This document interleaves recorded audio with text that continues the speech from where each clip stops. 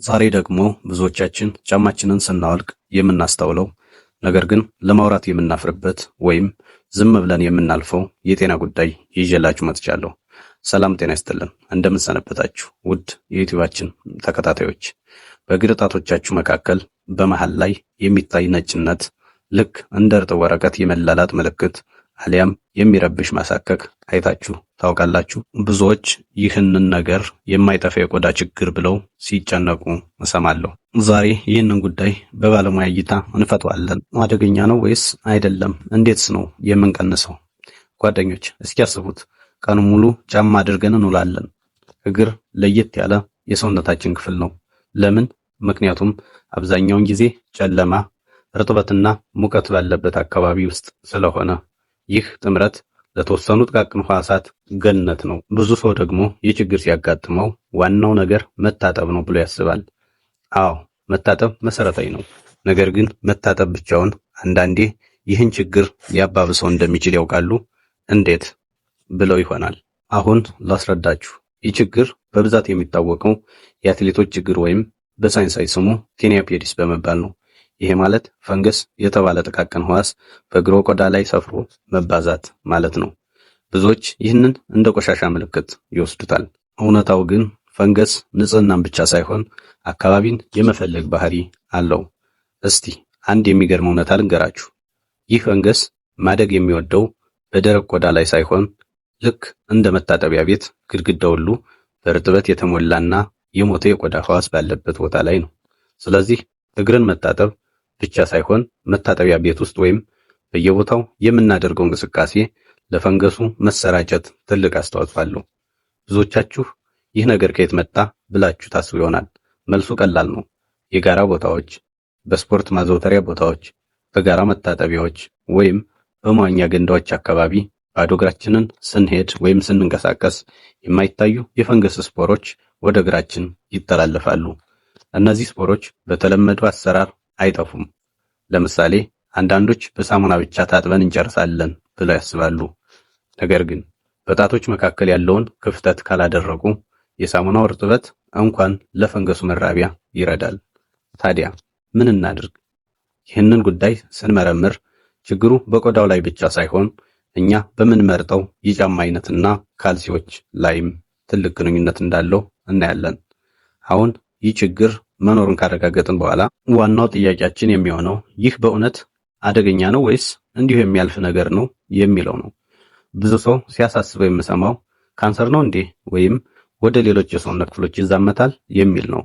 በተለይ ለቤተሰባችንና ለልጆቻችን ስንል ይህንን መለየት በጣም ወሳኝ ነው። ብዙዎቻችን ይህን ችግር ስናይ ወዲያውኑ ወደ ፋርማሲ እንሮጥና ማንኛውንም የቆዳ ቅባት እንገዛለን። ይሄ ትልቅ ስህተት ነው። አንዳንድ ቅባቶች ፈንገሱን ሊገድሉት ይችላሉ። ነገር ግን ሌሎች ቅባቶች ደግሞ ፈንገሱን የበለጠ እንዲያድግ የሚያደርግ ንጥረ ነገር ይኖራቸዋል። ስለዚህ በግምት ሕክምና መጀመር አደገኛ ሊሆን ይችላል ማለት ነው። በሚቀጥለው ክፍል ይህ በሽታ ወደ ምን ደረጃ ሊደርስ እንደሚችል እና በተለይ በስኳር ህመምተኞች ላይ የሚፈጥረውን ከፍተኛ ስጋት በዝርዝር እንመለከታለን። የጤና አደጋዎችና የተደበቁ ስጋቶችን እንይ።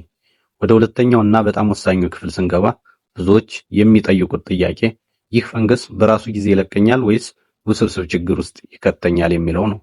እውነቱን ለመናገር ቴኒያ ፔዲስ በራሱ ጊዜ ገዳይ የሆነ በሽታ አይደለም። እንደ ካንሰር ወይም እንደ ስር የሰደደ የውስጥ አካል ህመም አይነት ስጋት ባይፈጥርም አቅልሎ መመልከት ግን ትልቅ ዋጋ ያስከፍላል። ችግሩ ያለው ፈንገሱ በሚፈጥረው መነሻ ላይ ሳይሆን በዚያ መነሻ አማካኝነት በሚመጡ ተከታታይ የጤና እክሎች ላይ ነው። አንድ የሚገርም ነገር ልንገራችሁ። የፈንገስ ኢንፌክሽን በእግራችሁ ላይ ሲፈጠር የቆዳችሁን ተፈጥሯዊ የመከላከያ አጥር ያበረታታል። ቆዳችን የሰውነታችን ትልቁ መከላከያ ነው። ነገር ግን ፈንገሱ ጣቶች መካከል ሲላጥ፣ ሲሰነጠቅ አሊያም ደግሞ ሲያስወጣ ለባክቴሪያዎች ክፍት የሆነ በር ይከፍታል ማለት ነው። በዚህ ወቅት ነው አደጋው የሚጀምረው። በዚያ የተሰነጠቀ ቆዳ ውስጥ ዘልቀው የሚገቡ ባክቴሪያዎች ወደ ከፍተኛ የቆዳ ኢንፌክሽን ወይም ሴሉላይተስ ሊያመሩ ይችላሉ። ይህ ማለት ኢንፌክሽኑ ከቆዳ አልፎ ወደ ቲሹዎች እና ወደ ደም ዝውውር ስርዓት ሊዛመት ይችላል ማለት ነው። በወቅቱ ካልታከመ እግሮ ላይ ከፍተኛ እብጠት፣ መቅላትና ህመም ሊሰማዎት ይችላል። ይህ ደግሞ ሕክምናው ወደ መርፌና ወደ ጠንካራ አንቲባዮቲኮች እንዲሸጋገር ያስገድደዋል። ሌላኛው ትኩረት ሊሰጥ የሚገባው ጉዳይ ይህ ፈንገስ ወደ ሌሎች የሰውነት ክፍሎች የመዛመት እድሉ ነው። ብዙ ሰዎች ይህንን እግር ላይ ብቻ የሚወሰን ይመስላቸዋል። ነገር ግን እግሮን ከነኩ በኋላ እጆን ሳያጥቡ አይኖን ወይም የሰውነት ክፍሎን ቢነኩ የኢንፌክሽኑ በቀላሉ ሊዛመት ይችላል። በተለይም በብብት ስር ወይም በጭን መካከል በሚፈጠሩ እርጥበት ቦታዎች ላይ የፈንገስ ኢንፌክሽኑ የመራባት ባህሪ አለው። ስለዚህ እግሬ ላይ ብቻ ነው ያለ ብለው የሚዘናጉ ሰዎች ሳያውቁት ወደ ሌሎች ቦታዎች እንደሚዛመቱ መገንዘብ ይገባቸዋል። አሁን ደግሞ በጣም አሳሳቢ ወደ ሆነው ነጥብ እንምጣ። ይህ ጉዳይ ለስኳር ህመምተኞች ያለውን ስጋት እንይ። የስኳር ህመም ያለባቸው ወገኖቼ ይህንን ነገር እንደ ተራ ማሳከክ ፈጽሞ ማየት የለባችሁም። የስኳር ህመም በሰውነት ውስጥ ያለውን የደም ዝውውር እና የነርቭ ስሜት በመቀነስ ቁስልን የመፈወስ አቅምን ያዳክማል። በእግር ጣቶች መካከል የሚፈጠር ትንሽ ስንጥቅ ለአንድ የስኳር ህመምተኛ ወደ ትልቅ የቁስል ችግር አልሰር ሊቀየር ይችላል። አንዳንዴ ቁስሉ ሳይታወቅ የነርቭ መደንዘዝ ስላለበት ሰውየው ህመሙን ላያስተውል ይችላል። ይሄ ደግሞ ኢንፌክሽኑ ወደ አጥንት ድረስ እንዲደርስና በጣም አደገኛ የሆነ ውስብስብ ችግር ውስጥ እንዲገቡ ያደርጋል። ስለዚህ የስኳር ህመም ካለባችሁ በየቀኑ ማታ እግራችሁን በደንብ መመርመር፣ ጣቶች መሃል ላይ ያለው ጤንነት ትክክል መሆኑን ማረጋገጥ የግዴታ የዕለት ከዕለት ተግባራችሁ መሆን አለበት። አንድ ሌላ የተደበቀ አደጋ ልንገራችሁ። ያረጁና መተንፈስ የማይችሉ ጫማዎች። ብዙ ጊዜ ሰዎች ጫማቸውን በጣም ከመውደዳቸው የተነሳ ለዓመታት ይጠቀሙበታል።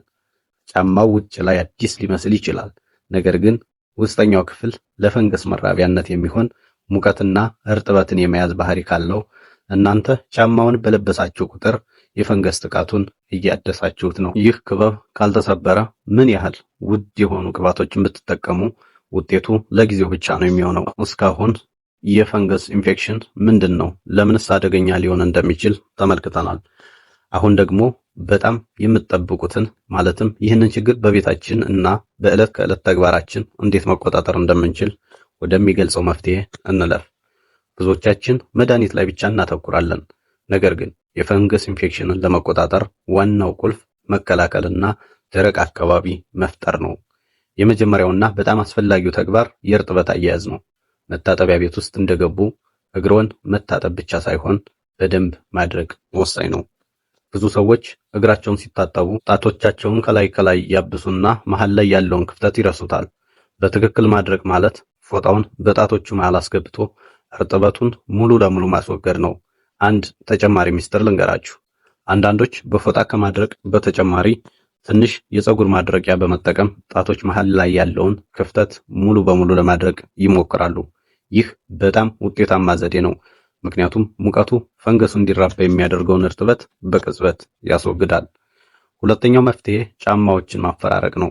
አንድ አይነት ጫማ ለሁለት ተከታታይ ቀናት መልበስ የለባችሁም። ለምን? ምክንያቱም ጫማ በለበሱ ቁጥር ላብ ይይዛል።